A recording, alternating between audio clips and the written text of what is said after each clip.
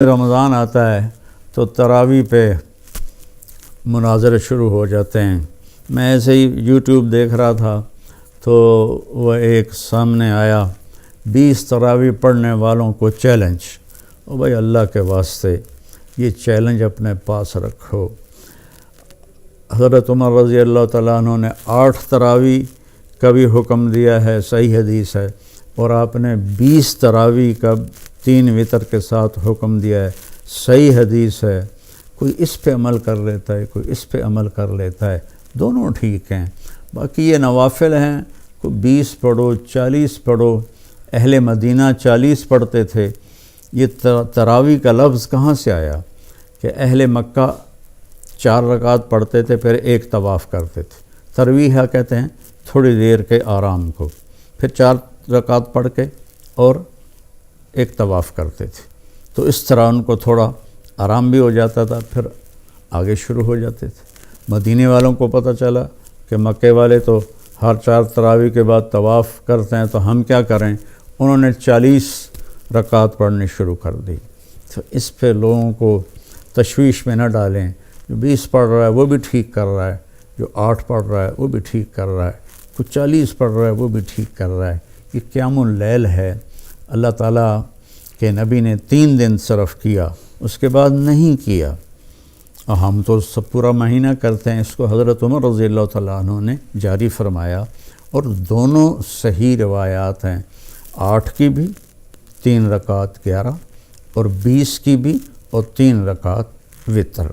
تو بھائیو، اکثر میں تو سنتا ہی نہیں ہوں، میرے سر میں درد رہتا ہے، لیکن کبھی کبھار کان میں پڑ جاتی ہے بات، تو اتنا شدید لہجہ ہوتا ہے اور اتنا حقارت آمیز لہجہ ہوتا ہے اور اتنا نفرت سے بھرا ہوا ہوتا ہے، خاص طور پر مذہبی معاملات میں اور اختلافی مسائل میں۔ اس قدر وہ آتش فشاں پہاڑ بن جاتے ہیں کہ ان کے منہ سے آگ نکلتی ہے۔ قرآن ماشاءاللہ پوری امت سنتی ہے، اور صدیوں سے امت جمع ہے 20 تراویح پر۔ حضرت عمر کے زمانے سے لے کر آج تک امت کا بہت بڑا طبقہ 20 تراویح پڑھ رہا ہے۔ جن دوستوں کو کوئی عذر نہ ہو اور کوئی تھکاوٹ بیماری نہ ہو تو وہ 20 پڑھیں۔ بہت سے لوگ 8 پڑھ کے باہر نکل جاتے ہیں تو وہ اپنا نقصان کرتے ہیں۔ میں یہ نہیں کہہ رہا کہ انہیں گناہ ہوگا، میں یہ کہہ رہا ہوں کہ انہیں نقصان بہت بڑا ہوگا کہ انہوں نے 24 سجدے انہوں نے ضائع کر دیے، جو بعد میں انہوں نے 12 رکعت میں پڑھنے تھے، اور وتر کے سجدے بھی باجماعت ضائع کر دیے۔ تو نوجوانوں سے، صحت مند لوگوں سے میری گزارش ہے کہ امت کا عمل 20 پہ رہا ہے، 20 پڑھنے کی ہمت فرمائیں۔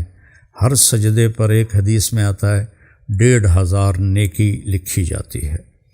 تو 20 کے 40 سجدے اور 15 چوکی 60,000 نیکیاں ہر بندہ گھر لے جا سکتا ہے۔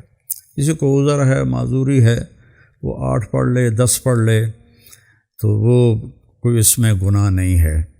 اللہ تعالیٰ لیکن جتنی مشقت اٹھائیں گے اتنا ہی اللہ ہم پہ راضی ہوگا۔ کثرت سے تلاوت کریں قرآن کی۔ بخاری شریف کی روایت ہے، کانا رسول اللہ صلی اللہ علیہ وسلم اجود الناس، اللہ کے نبی سب سے زیادہ سخی تھے۔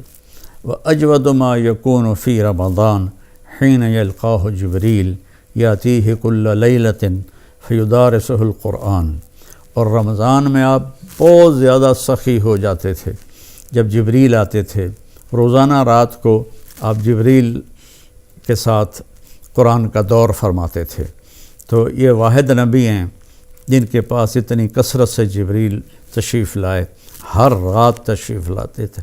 میرے نبی کو 9 رمضان ملے، تو ہر رات کو، اور آخری رمضان میں 2 دفعہ آتے تھے، 2 دفعہ قرآن کا دور ہوا آپ کا جبریل کے ساتھ، اور فرمایا ولا رسول اللہ صلی اللہ علیہ وسلم اجود بالخیر من رمضان من الریح المرسلہ کہ اللہ کے نبی رمضان میں جبریل کے ملنے پر تیز ہوا سے بھی زیادہ آپ کی سخاوت ہوتی تھی۔